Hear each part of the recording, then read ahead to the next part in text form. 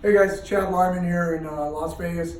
We're at Extreme Couture. We're just in a kind of one of the office areas here in the gym. And the reason that I'm coming out to you guys, we got some coppers in Florida who had a question in general they wanted me to shoot a video on. And that is the idea. And we're going to do 2 parts to this video. And we're only going to do 1 part today. So look for a follow-up video down the road. The idea being that I'm a police officer, I'm on duty. For today, I've just got my SIRT pistol, no rounds. Of course, that is the system that uses a laser. No rounds at all. And then I've got an additional magazine. I also have a training blade on my belt. I would carry magazines here, training blade behind it, or a real blade behind it rather, which can also help me retain any of my gear. The idea here is we're working a big event, maybe over time or we're assigned, and we want to have rifles at the event, but we don't want to be covert with that rifle exposure to the public. So the rifle might be in a bag, such as this might be a bag you use. This is my Vertex. This is a bag that I see used for that purpose. There are bags specifically made also to carry. I mean, I really don't care what your bag is. Now, if you're watching this and you see a cop with a bag, I wouldn't assume that there's a gun inside that bag. In fact, normally there's probably not. This could be, you could see a backpack swung as like a trauma kit. You could have guys who have gas masks or other apparatus to different bags that are attached that they normally wouldn't have on their duty belt. There could be any number of reasons why. But in this case, the specific question was, if we chose to carry a rifle that could be configured to fit into a bag this size, and then the bag were on my back, and someone attempted to attack me from behind, or pull the bag off, or access the rifle in the bag, and they were attacking me from that dominant angle behind me, what are some options? And what I want you to think about as you watch this, obviously we're in a lethal force encounter. If we reasonably believe, and we can articulate, that this attack is an attempt to gain access to a weapon like a rifle. Even if you're attacking me from a dominant angle, we're on the cusp of being in that lethal force engagement, even if you're not going after a weapon system. So if I reasonably believe they are going after a weapon system, well then obviously we're in that lethal force realm where that's at least a possibility that we're considering. And if I could deliver lethal force on someone directly behind me and account for all the 4 firearm safety rules and account for knowing what the threat was and being able to isolate and identify that threat and be reasonably certain what it was, that would be a great idea to shoot, but that's not going to be our first response, and we will show you why. Another reason that I don't necessarily want to introduce a firearm yet if someone's on my back attacking me is any firearm that comes out is up for free game, if you will. So I want to be careful of introducing firearms in environments. You're good. I want to be careful of introducing firearms in environments where the guy's still on top of me, because I'm basically giving them a firearm. I recently went on a trip over to Europe, didn't take any firearms with me. I usually do carry. My wife was concerned about that, and I jokingly said, if he shoots me from across the street, it is what it is, but if he's robbing us and he gets close to me, I have a gun, if he has a gun. And my point being, John Mayer from School Police here in Nevada, he's going to help me with this. My point being, if I'm threatening John with a gun, he would rather I'm doing it here than have me do it where John's on the other side of the desk or the other around the desk. Go over there. He would rather do it there than here. This is a much worse situation for John if he doesn't have a gun. So with that same thought in mind, even though I might be in a lethal encounter with John, my bad guy, and he starts attacking me from behind, it might be the wrong time to introduce a firearm that otherwise he would have to fight retention to get. I don't want to deploy the one on my back, and I don't want to deploy this one. I actually want to retain those during this initial exposure to the threat where John's on my back. Thanks, John. Peel off for a second.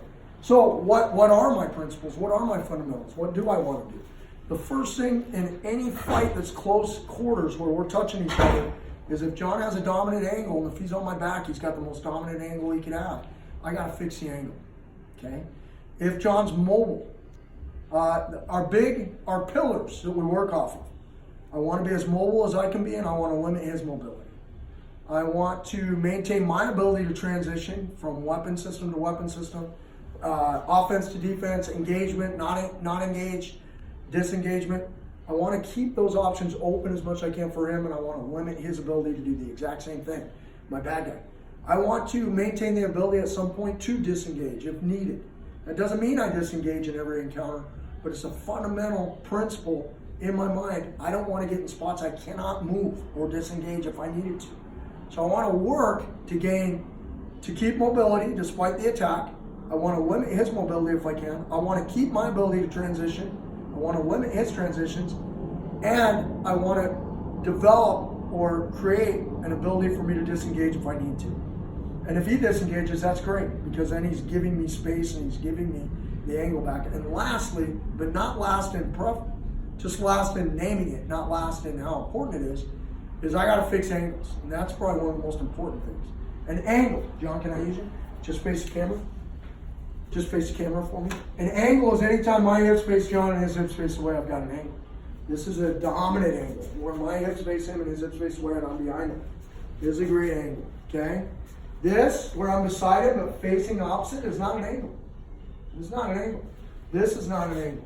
This is not an angle. This is an angle. Okay? So, in the attack that was mentioned in the video, for the video we're doing, John's going to come up behind me and he's going to start to attack and mess with that back. He could be getting that. He could be trying to get the backpack off. All that. My first goal is going to be to fix the angle and start to get a look at my threat.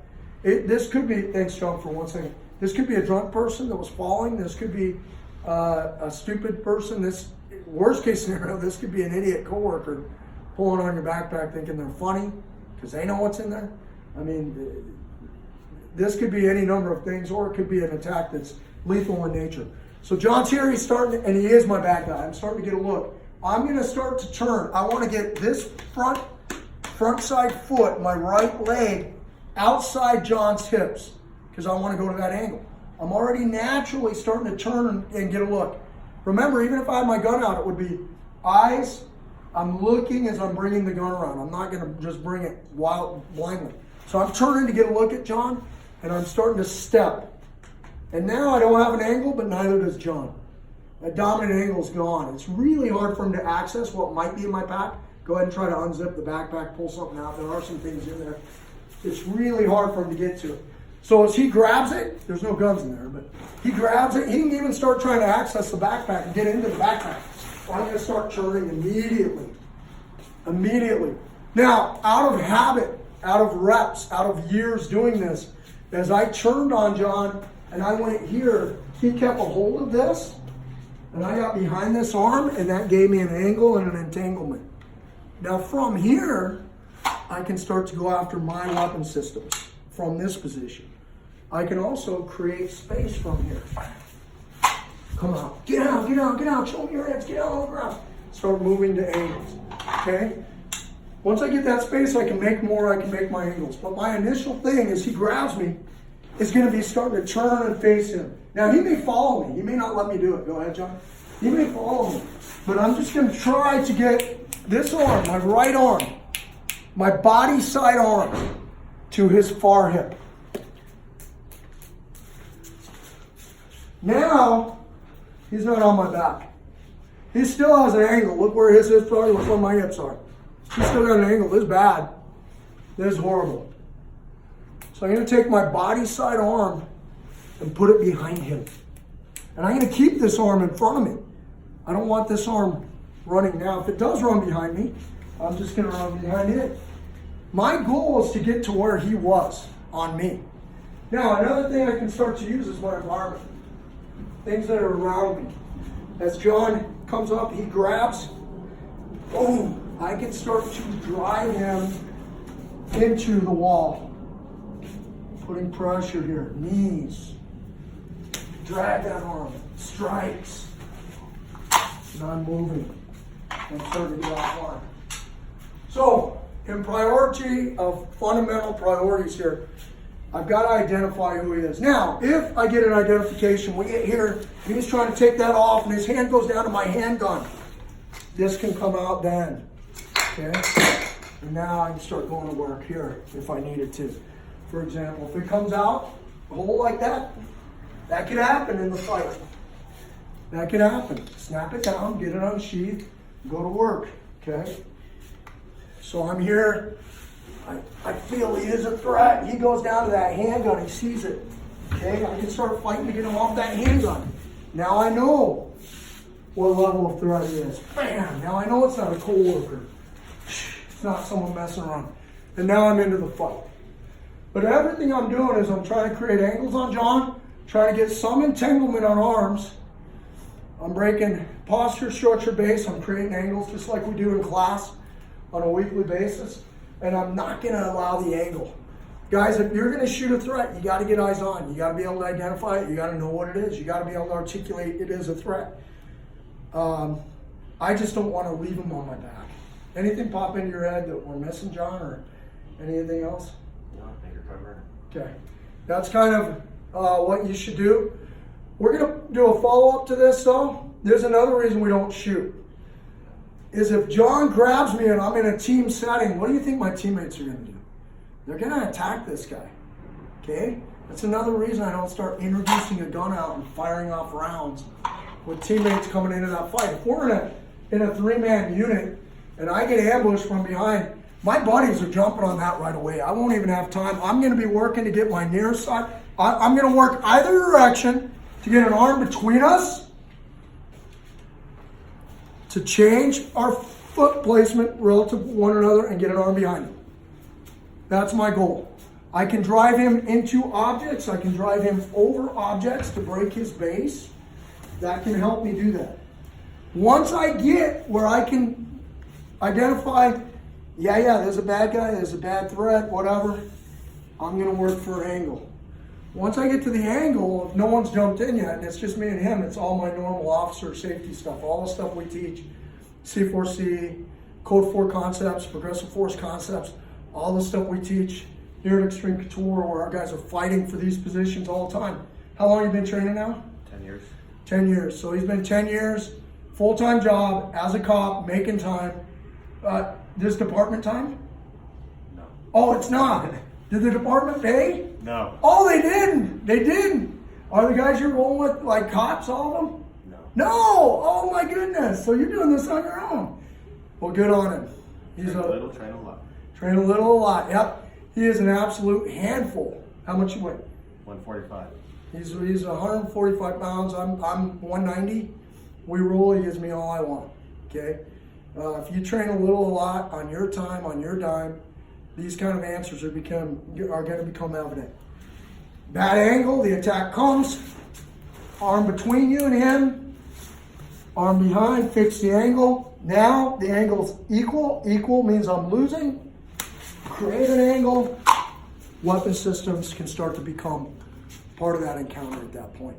Don't get that weapon system introduced too soon. Leave stuff locked down till it's time for me to deploy it. So when I deploy it, I don't potentially lose it to my bad guy. I don't make a bad situation worse. Go train a little, a lot. We'll do a follow-up video where we'll show an attack on someone with the backpack on and then what teammates could do to be effective in getting that guy off so that none of us shoot each other. Okay? So go train a little lot. Thanks, John. Thanks, Evan, on the camera. Thanks, bro.